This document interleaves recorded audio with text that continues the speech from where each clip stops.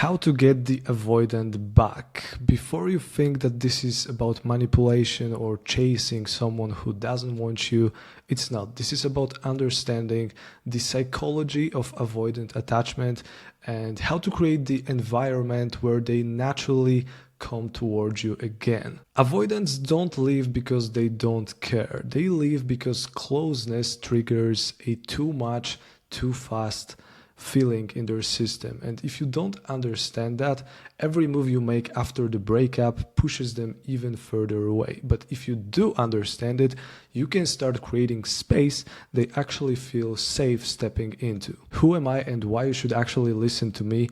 My name is Dave, and on this channel I want to teach you how to understand attachment styles and become more secure. Because when you become more secure, you get a lot of clarity, and that's when your entire mindset shifts. Okay, avoidants don't run because they don't like you. They usually run because connection starts to feel like a pressure. Of course, every case is different, so I can't speak exactly for your avoidant, but most of the time, they just run because it just triggers something inside of them. You can think of it like someone turning the volume up slowly. At first it's enjoyable, then it starts getting loud, and then suddenly it's just too loud and they panic and they just quit. When they pull away, they are trying to regulate themselves, and the worst part is that a lot of people just respond by chasing, by demanding clarity, asking for reassurance, which for an avoidant feels like someone turning up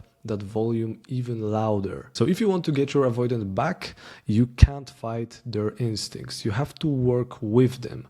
Their system calms down when you give them space. Their attraction grows in space, and their clarity appears in space. So the moment you try to rush the connection, you just kill it. So do not pressure the avoidant. Do not analyze the relationship with them right now.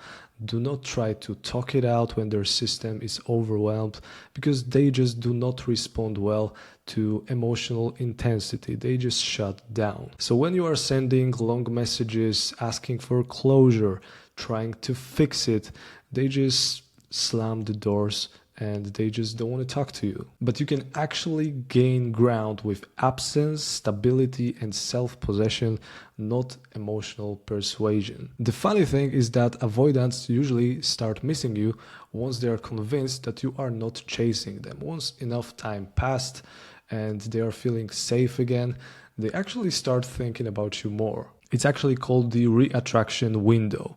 So you give them space, their nervous system settles, and then they just start getting more curious. And the funny thing is that when that shift happens, you don't have to force anything. They naturally start leaning in with small signals. They start watching your stories. They can drop you a random text, just a random check-in.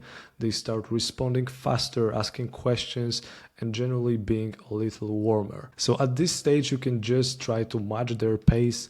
You don't have to jump straight into clarity talks and coming back to previous situation. You can just take it from there and match their pace. When they do come back, the goal is not to jump back into deep talks and talking about the relationship, but instead you just want to make it light, grounded, open, basically not attached to the outcome. In a lot of cases, avoidants trust consistency over intensity. So if they text you and you respond without pressure, if they call you and you sound calm and relaxed, if they reapproach you and you meet them with curiosity instead of, so what are we now?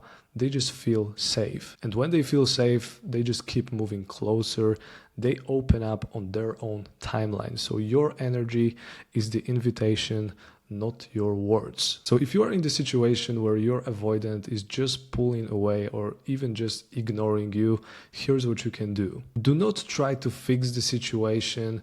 Do not message them. Just give them space and just let them come back to you naturally. In a lot of cases, they will reach out again.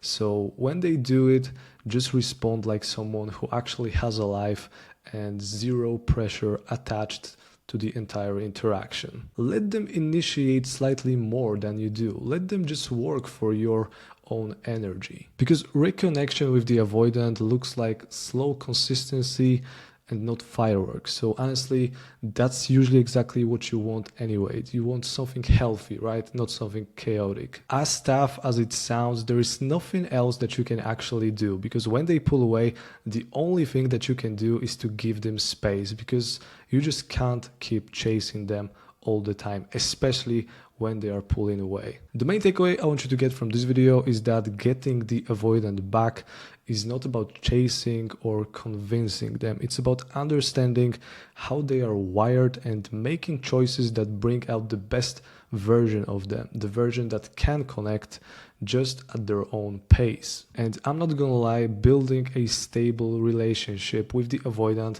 is not that easy, and it requires a lot of work from both you to not just stress out, and from the avoidant, because if they are constantly running away and they don't know why they are doing it, well, it's going to be a very difficult relationship for both of you. But the best thing that you can do is to just give it time and give it space. So if you feel like you want to send that long message, don't do it. Just hide your phone somewhere in the drawer, go out for a walk, just don't send the message, and just give it time. Hopefully this quick video was helpful, and if you want to learn more about the attachment styles, and if you want to become more secure in your relationships, subscribe to this channel, because I will be adding more videos just like that one. Thanks for watching, and see you next time.